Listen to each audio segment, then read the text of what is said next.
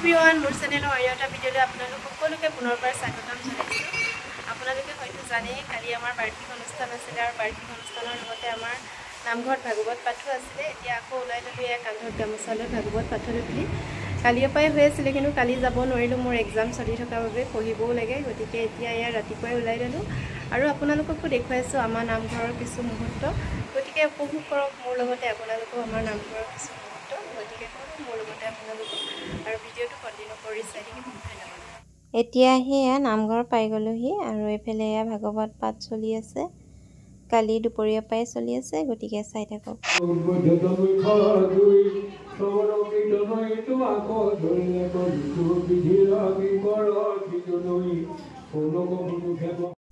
এইফালে এতিয়া এয়া ভাগৱত পাঠ শেষ হ'লে খাবৰ বাবে ভাতৰ যোগাৰ কৰি আছে। তাৰপিছতে এতিয়া ভাগৱত পাঠ সামৰিব হৈছে আৰু খুব ভাল লাগে এই মুহূৰ্তকণ, শংখ ধ্বনি উৰুলিৰে যেতিয়া ভাগৱত পাঠ সামৰা হয়, গতিকে চাই থাকিব এই মুহূৰ্তখিনি।